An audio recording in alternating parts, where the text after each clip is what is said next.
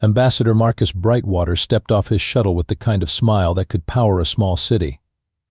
The man was practically glowing with optimism, which was either inspiring or deeply concerning, depending on your perspective. Today it was definitely the latter. "Beautiful morning on Zephyria Prime, isn't it?" Marcus announced to his security detail, gesturing at the sulfur-yellow sky and the distinctly acidic smell in the air. Nothing like a little atmospheric tang to get the diplomatic juices flowing. His aide, Tommy Chen, tried not to wince. "Sir, remember that Chancellor Thornscale specifically requested minimal human presence. Maybe we should tone down the enthusiasm just a notch?" Marcus laughed, the sound echoing off the crystalline spires of the Zephyrian capital. "Tommy, my boy, enthusiasm is exactly what this galaxy needs. For too long, these species have been stuck in their old ways of thinking. War, conquest, territorial disputes. But we humans? We've learned that peace isn't just possible, it's profitable." What Marcus didn't mention, because he genuinely didn't know, was that back on Earth, President Jack Morrison was having a very different conversation with Admiral Kate Rodriguez about profit margins and defensive capabilities. But that's getting ahead of ourselves. The Galactic Council chambers were a sight to behold if you enjoyed architecture that screamed we could crush you like a bug but were being polite about it. Chancellor Vex Thornscale lounged on his elevated platform, all 8 feet of reptilian superiority practically oozing condescension. His scales shifted from deep green to amber as Marcus approached, a biological tell that roughly translated to, "Oh great, here comes the idiot again." Ambassador Brightwater, Vex hissed, managing to make even Marcus's name sound like an insult. "How delightfully predictable of you to arrive on schedule." Marcus beamed. "Punctuality is the courtesy of kings, Chancellor. Though I suppose in your case, it's the courtesy of elected officials representing the sovereign will of the Zephyrian people." The temperature in the room seemed to drop several degrees. Vex's scales rippled through what humans had learned was the reptilian equivalent of grinding your teeth. "Yes, the people." Vex's forked tongue flicked out, tasting the air. "Tell me, Ambassador, how goes humanity's Great Peace Initiative? Still convinced that your species has something to teach the galaxy?"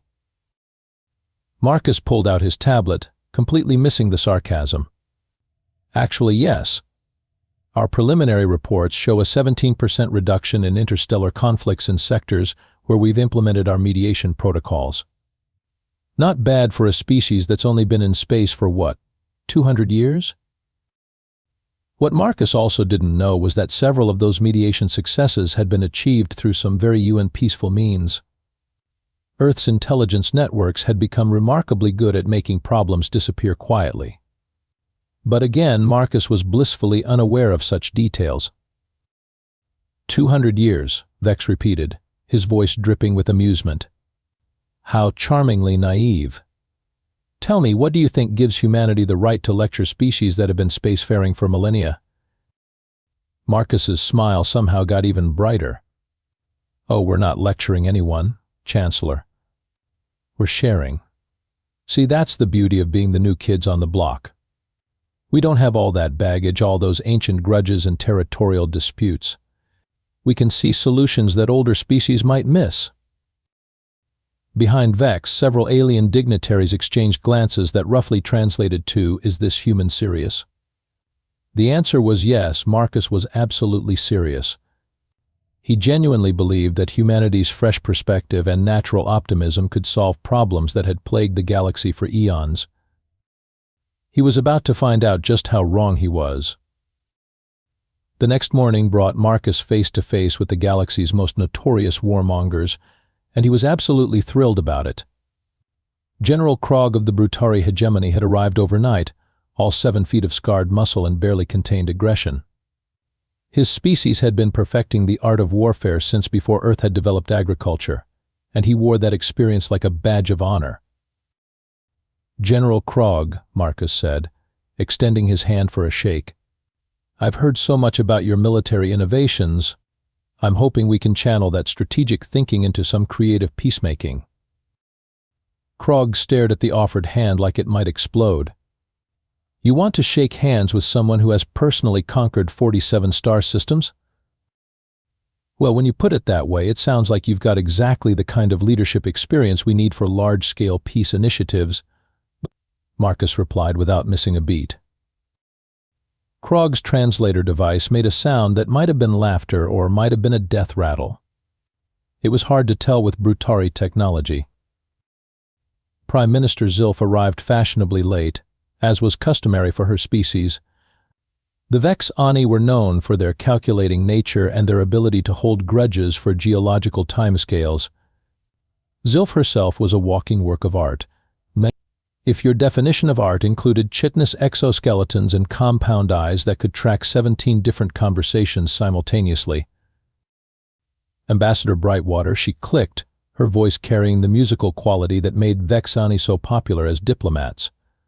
Still optimistic about your peace initiative, I see.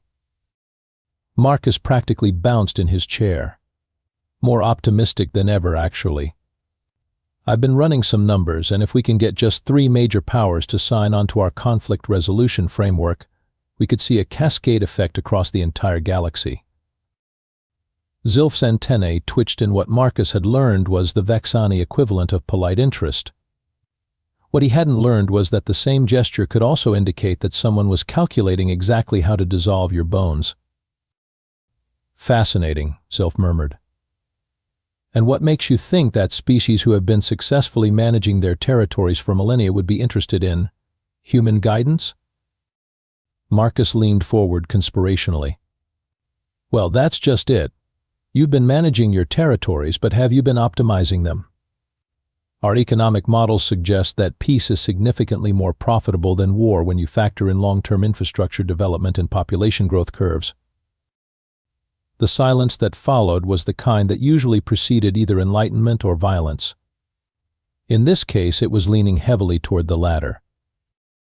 General Krog was the first to speak. You humans think everything is about profit.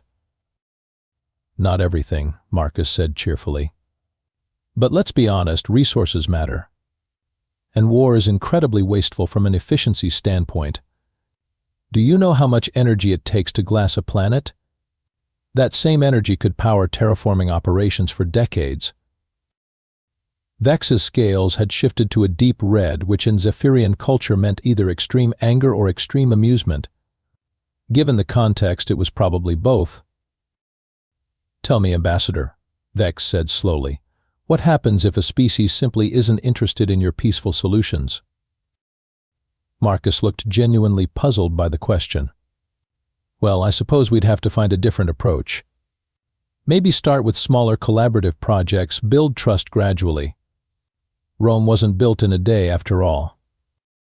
And if they remained resistant, then we'd probably need to get more creative. Maybe bring in some specialists who understand the cultural barriers better. Marcus's tone remained perfectly pleasant, completely oblivious to the fact that he was essentially describing exactly the kind of scenario that had led to Earth's more covert operations. After Marcus left for the day, the 3 alien leaders found themselves in an emergency session that would have made the human ambassador significantly less optimistic about galactic peace. This cannot continue, Vex declared, his scales now a deep purple that indicated serious decision-making mode. The humans are disrupting the natural order of things.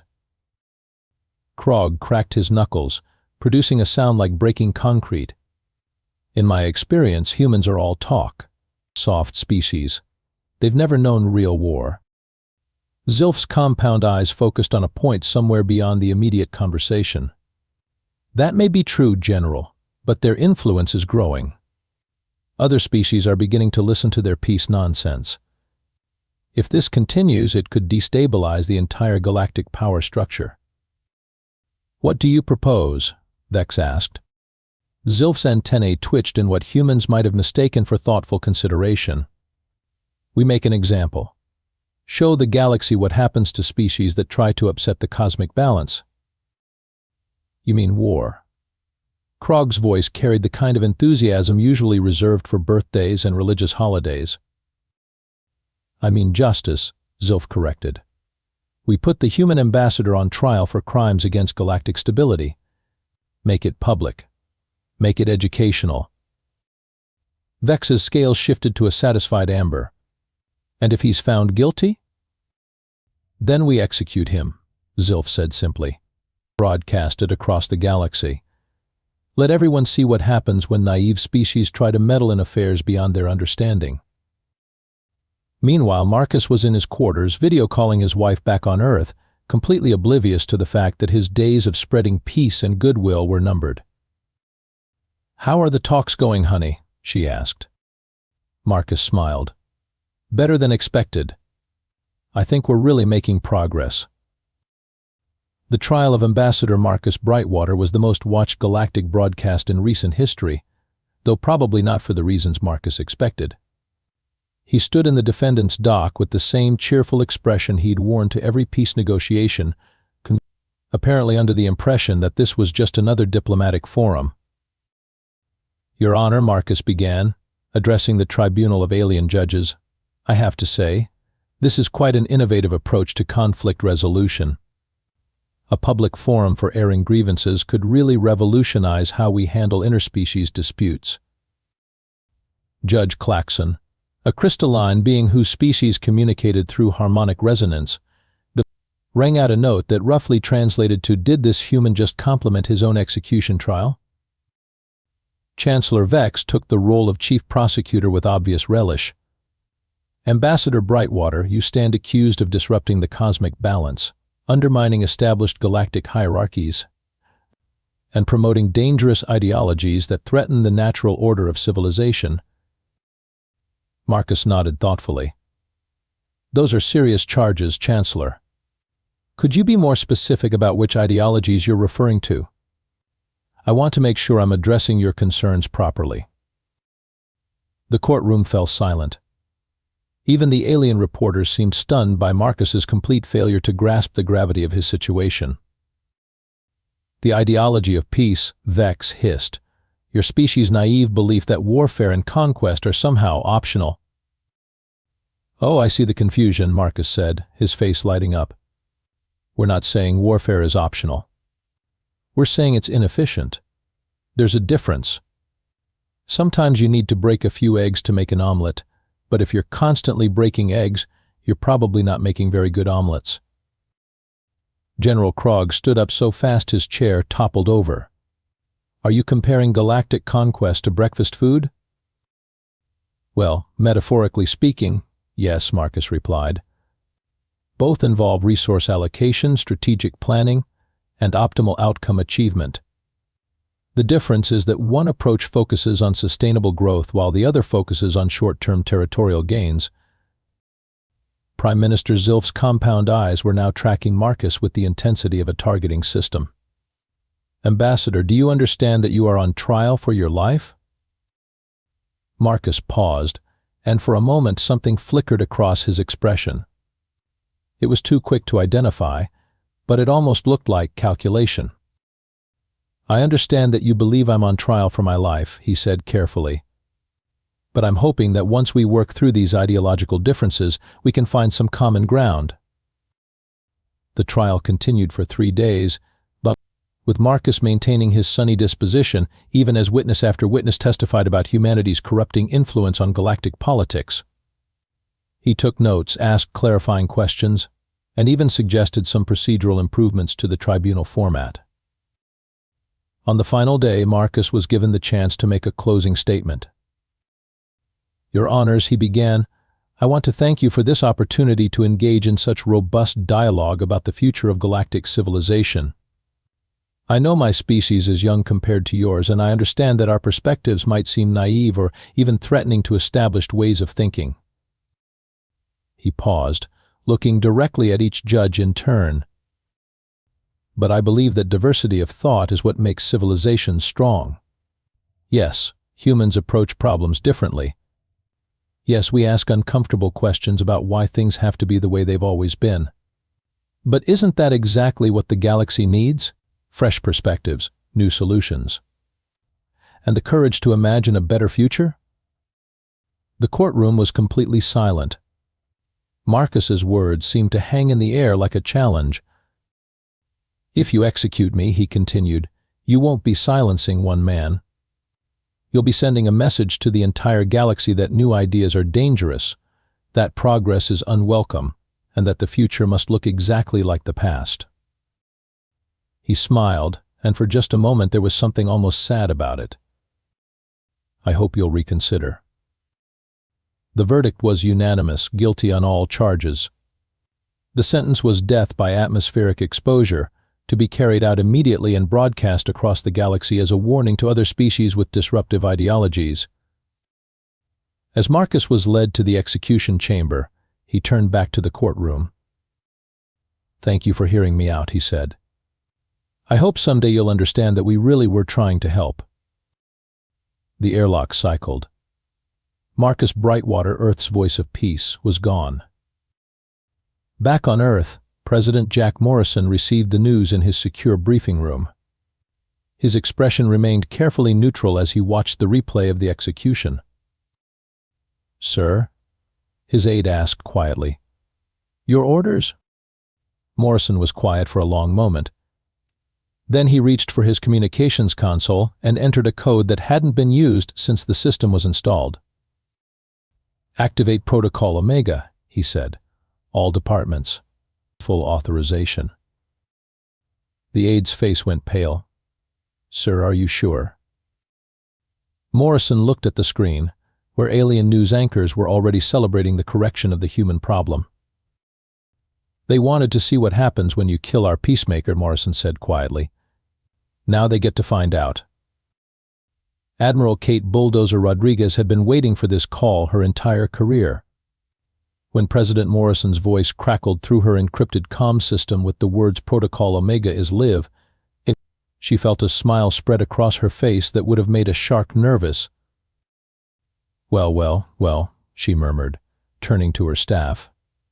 "Looks like playtime is over, people. Time to show the galaxy what Earth's been up to while our boy Marcus was out there making friends." The transformation was immediate and terrifying. Across Earth's surface, facilities that had been disguised as agricultural research stations, environmental monitoring centers, and peaceful scientific installations began powering up systems that had been dormant for decades. The planet's actual infrastructure was about to reveal itself. "Ma am," reported Commander Jake Steele, Rodriguez's chief of staff, "all stealth satellites are coming online. Deep space monitoring stations are switching to active scans. The Titan shipyards are opening their blast doors." Rodriguez nodded approvingly. "Good. And our friends in the galaxy?" "Completely oblivious. They're still celebrating the execution. Most of their intelligence networks are focused on monitoring the aftermath, not watching for our response." "Perfect. Gentlemen, lady, let me explain something that our dearly departed ambassador never quite understood." Rodriguez stood up, her presence somehow filling the entire command center. "Marcus thought we were naive. The aliens thought we were naive. Hell, most of our own people thought we were naive. But you know what we actually were?" She paused, letting the question hang in the air. Patient. "Men?" The main display lit up with a three-dimensional map of the galaxy.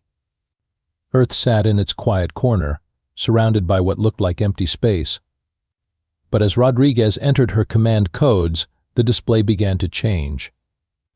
Dozens of contacts appeared, scattered throughout the galaxy's spiral arms. "For the past 50 years, Rodriguez continued, while Marcus and his predecessors were out there singing Kumbaya and making peace treaties, "we've been very quietly building the most advanced military infrastructure the galaxy has ever seen. The aliens think we're primitives because we've only been in space for 200 years. They forgot to ask what we've been doing with those 200 years. Commander Steele pulled up a tactical display. "Maham, we have confirmation. All deep space assets are online. The Prometheus network is fully operational." Rodriguez's smile got even sharper. "Excellent. Begin Phase 1. I want every alien intelligence operation in human space to go dark. Not destroyed, not disabled. Dark. They should wake up tomorrow morning wondering if their entire spy network was just a bad dream. On Zephyria Prime, Chancellor Vex was enjoying what he assumed would be a peaceful evening. The human problem had been solved, galactic order was restored, and he could finally get back to more important matters, like determining which species to subjugate next. That's when his communications array went silent. Technical difficulty, he asked his aide. Unknown, sir. All our deep space monitoring stations have stopped reporting. Could be a solar storm interfering with transmissions. Vex's scales shifted to a suspicious yellow. All of them. Simultaneously? Before the aide could answer, reports began flooding in from across the Zephyrian Empire. Communications blackouts, surveillance networks failing, intelligence operatives missing their scheduled check-ins. Within hours, Vex realized that his entire information network had simply vanished. General Krog was having similar problems. The Brutari hegemony's famously efficient military intelligence apparatus had apparently decided to take a vacation. Every spy, every informant, every surveillance drone in human space had gone silent. This is not a coincidence, Krog growled at his staff. The humans are retaliating. But sir, one of his officers pointed out, our intelligence reports indicate that humans have virtually no military capability. They're a peaceful species focused on diplomacy and trade. Krog's laugh was like grinding stone. Then explain why we suddenly can't see anything happening in their territory. Prime Minister Zilf was the first to grasp the true scope of the problem. Her species' calculating nature made them excellent at pattern recognition, and the pattern she was seeing made her antennae twitch with what humans might have mistaken for nervousness. They've been playing us, she announced to her council. The humans have been playing us from the beginning. What do you mean? Asked her military advisor. Think about it, Zilf said, her voice taking on the rapid-fire quality that indicated serious cognitive processing. They arrive on the galactic scene with this ambassador who seems almost comically naive. He goes around preaching peace and cooperation while apparently having no military backing whatsoever. Every species in the galaxy starts thinking of humans as harmless idealists. She paused, her compound eyes focusing on the tactical display. But what if that was the point? What if Marcus wasn't their representative to us? What if he was their test of us? The council chamber fell silent as the implications sank in. You think the human ambassador was bait? Someone asked. I think the human ambassador was a canary in a coal mine, Zilf replied. And we just killed it. Back on Earth, Admiral Rodriguez was watching the alien panic with professional satisfaction. Status report, people. Phase 1 complete, Admiral. All alien intelligence assets in human space have been neutralized. No casualties, no collateral damage. They just can't see us anymore. Excellent. Begin Phase 2. I want to know everything about their military capabilities, their strategic weaknesses, and what they had for breakfast this morning. Full spectrum intelligence gathering. Ma-am, our deep space assets are already providing real-time tactical analysis. It appears that most alien military infrastructure is significantly more vulnerable than they realize. Rodriguez nodded. Of course it is. They've been fighting each other for so long they've forgotten how to fight someone new. Someone who's been watching them for decades and taking notes. She turned to the communications officer. Send a message to all Earth Defense Forces. Tell them that Marcus Brightwater was executed yesterday. Tell them that Protocol Omega is now active. And tell them. She paused, her expression growing cold. Tell them that we tried being nice. The first sign that something had gone horribly wrong came when General Krog's entire Third Fleet simply vanished. Not destroyed, not captured, not even detected in retreat. They were there one moment, conducting a routine patrol of the Outer Rim territories, and gone the next. 200 ships, 50,000 crew members, and the most advanced military technology the Brutari hegemony had ever produced, all disappeared without so much as a distress call. How does an entire fleet just disappear? Krog demanded, his massive fists crashing down on the tactical display hard enough to crack the reinforced surface. His chief of staff, a scarred veteran named Grix, studied the sensor readings with growing confusion. Sir, there's no debris field, no energy signatures, no evidence of weapons fire. They were conducting a standard patrol sweep of grid section 7 Alpha, and then nothing. Nothing doesn't happen in space, Krog growled. Space is full of things. Gravity, radiation, quantum fluctuations. But nothing is the absence of something, and something doesn't just become nothing. What Krog didn't know was that his fleet was currently drifting in the void between galaxies, their crews peacefully unconscious and their ship's systems running on minimum power. Earth's new displacement technology had made quite an impression on the few alien physicists who'd been cleared to study it, mainly because it made their previous understanding of space-time look like finger painting. Chancellor Vex was having his own problems. 3 of his major military installations had reported complete system failures overnight. Not attacks, not sabotage, just failures. Every critical system had simply stopped working simultaneously, as if someone had found the off switch for Zephyrian military technology. Have we determined the cause? Vex asked his technical advisors. Unknown, sir. Our diagnostic teams report that all hardware is functioning normally. The systems should be working. They're just not. Vex's scales shifted through several colors before settling on a deep purple that indicated serious cognitive distress. Technology doesn't just decide to stop working. There must be an explanation. Sir, one of his aides interrupted, we're receiving a transmission from the human home system. It's unusual. Put it through, Vex commanded. The main display lit up with the image of a human woman in military uniform. Her expression was professional, almost friendly, but there was something in her eyes that made Vex's ancient predator instincts start screaming warnings. Greetings, Chancellor Vex, the woman said pleasantly. I'm Admiral Kate Rodriguez, Earth Defense Forces. I believe you recently executed one of our citizens. Vex straightened in his chair. The human ambassador was tried and convicted under galactic law. His execution was legal and justified. Oh, I'm sure it was, Rodriguez replied, her smile never wavering. Very thorough trial, very professional execution.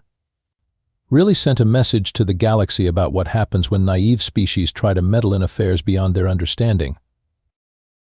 Exactly, Vex said, though something in the human's tone was making him increasingly uncomfortable. Well, Chancellor, I wanted to thank you personally for providing such a clear demonstration of galactic justice. It really helped us understand the kind of neighbors we're dealing with. Rodriguez paused, and her smile grew slightly wider. In fact, it was so educational that we decided to send a little thank you gift to everyone who participated in the trial. You should be receiving it right about now. That's when Vex's command center exploded. Not literally, of course. Earth's military doctrine had evolved well beyond crude explosives. Instead, every system in the building simply began displaying the same message, compliments of Ambassador Marcus Brightwater, Earth's voice of peace. Please enjoy this educational presentation on the consequences of murdering diplomats. What followed was a 3-hour documentary on human military capabilities, narrated by Marcus himself. The same Marcus who had supposedly been killed in the execution chamber. The same Marcus who was now explaining, in his characteristic cheerful tone, exactly how Earth's defense forces had been monitoring, cataloging, and preparing countermeasures for every known alien military technology for the past 50 years. You see. Marcus's voice explained as the documentary showed footage of Earth's hidden shipyards, while I was out there making friends and learning about your cultures. Our people back home were very carefully studying everything you showed me. Your weapons, your ships, your tactical doctrines, your psychological profiles. We learned so much. Prime Minister Zilf watched the broadcast from her emergency bunker, her compound eyes tracking 17 different data streams simultaneously. The scope of human preparation was staggering. They had built their entire civilization as a trap, and the galaxy had walked right into it. How many ships do they have? One of her advisors asked. Unknown, Zilf replied. But based on these production figures, significantly more than we estimated. Possibly more than all of our fleets combined. The documentary continued with Marcus providing a guided tour of Earth's defensive capabilities, orbital weapons platforms that could precision strike targets from across the galaxy, stealth technology that made ships effectively invisible to every known sensor system, cybernetic warfare capabilities that could shut down entire planetary infrastructures without firing a shot. The really clever part, Marcus explained, is that we built all of this using the same peaceful infrastructure you've been admiring. Those agricultural research stations, they're actually manufacturing facilities. Those environmental monitoring satellites, they're weapon platforms. Those cultural exchange programs, they're intelligence gathering operations. General Krog stared at the screen in growing horror. They've been spying on us for decades. Not spying, Marcus corrected, as if he could hear the comment. Learning. There's a difference. Spying implies secrecy and deception. We've been quite open about our interest in galactic culture and technology. We just never mentioned what we were planning to do with that information. The documentary concluded with a simple message. The galaxy has 48 hours to begin negotiating a new peace treaty. All military operations against human interests will cease immediately. Any species that fails to comply will be treated as a hostile force and dealt with accordingly. Then Marcus appeared on screen one final time, his expression as cheerful as ever. "Oh, and one more thing," he said. "We really did try to do this the nice way.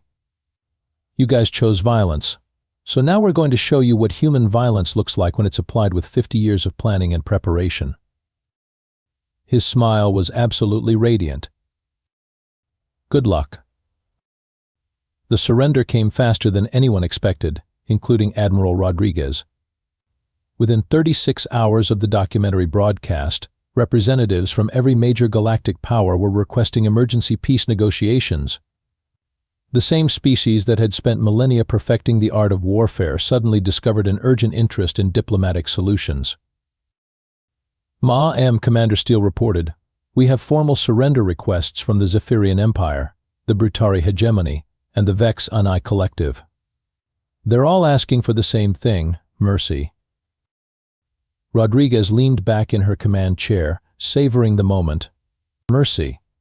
That's interesting. Did any of them mention mercy when they were planning Marcus's execution? No, Ma-Am. But they're very interested in discussing it now. I bet they are. Rodriguez stood up, straightening her uniform. Well, gentlemen, I suppose we should be gracious winners. Set up a conference room. Something nice and neutral. Maybe that space station they used for Marcus's trial. The negotiation session was a masterclass in reversed power dynamics. Chancellor Vex, General Krog, and Prime Minister Zilf sat on one side of the table looking like they'd rather be anywhere else in the galaxy. Across from them, Admiral Rodriguez and her staff reviewed terms with the casual efficiency of people who held all the cards.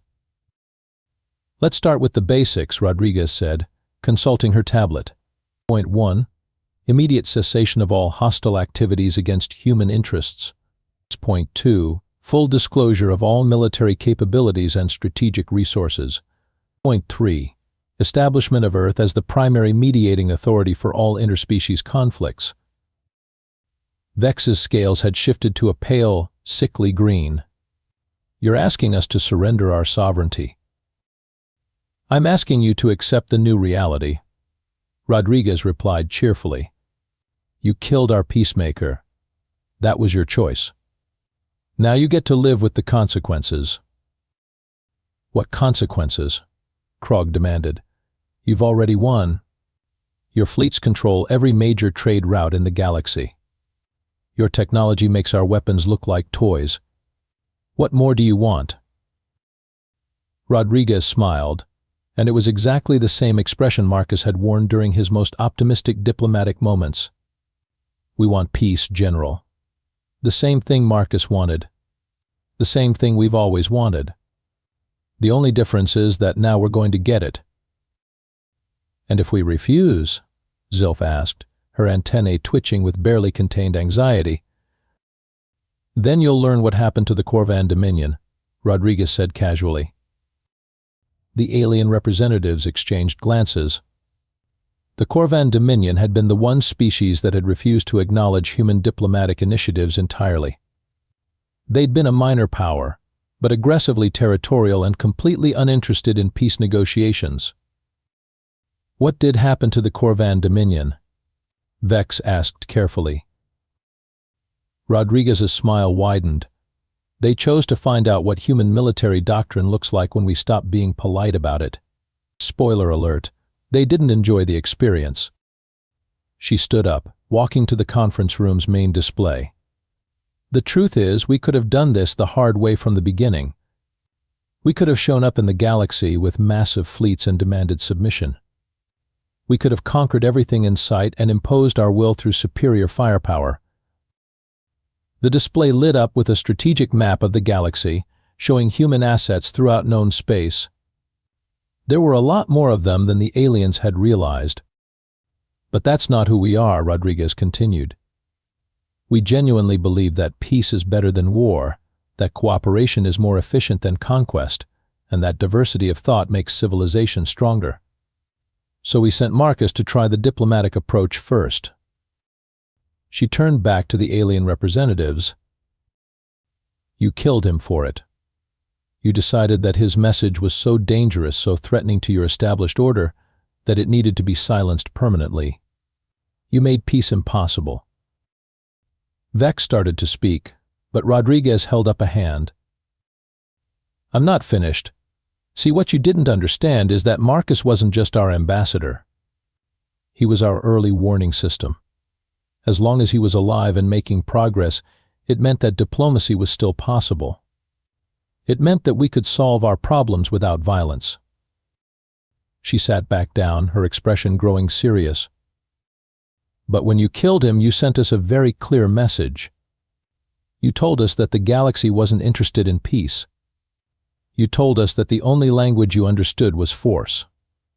So we decided to give you exactly what you asked for." The conference room fell silent. The weight of the alien's mistake was finally becoming clear. "What are your terms?" Zilf asked quietly. Rodriguez consulted her tablet again. "Full integration into the Terran Peace Protocol. All military actions subject to human oversight. Mandatory participation in conflict resolution programs. And complete restructuring of galactic governance under Earth's guidance." "You're making us your vassals," Krog said. "We're making you our partners," Rodriguez corrected. "The same thing Marcus offered you voluntarily. The only difference is that now it's not optional." The negotiations continued for several more hours, but the outcome was never in doubt. The galaxy's major powers would accept Earth's terms, because the alternative was facing the full might of a species that had spent 50 years preparing for exactly this scenario. As the alien representatives signed the peace treaty, Rodriguez allowed herself a moment of satisfaction. The galaxy would have peace, whether it wanted it or not. "Admiral," Commander Steele said quietly, "we're receiving a transmission from the surface. It's Ambassador Brightwater." Rodriguez nodded. "Put him through." Marcus's face appeared on the screen, looking exactly as cheerful as ever. "Hello, Kate. How did the negotiations go?" "About as well as expected," Rodriguez replied. "They're not happy about the terms, but they're signing. How was your vacation?" Marcus laughed. Turns out that faking your own death is surprisingly relaxing. Though I have to admit, I missed the diplomatic work. Any chance I can get back to making friends with our new galactic partners? Rodriguez looked at the alien representatives who were staring at Marcus with expressions of shock, horror, and what might have been grudging respect. "I think they're ready to listen to you now," she said. Marcus's smile was brighter than ever. "Excellent. I've got some wonderful ideas for our new peaceful galaxy. I think everyone's going to love them." The aliens looked at each other, then at Marcus, then at Admiral Rodriguez. The message was clear. They'd tried to kill humanity's voice of peace and had instead awakened something far more dangerous. But now they were going to get peace anyway, whether they liked it or not. After all, humanity had tried being nice. The galaxy had chosen poorly. Now they all got to live with the consequences.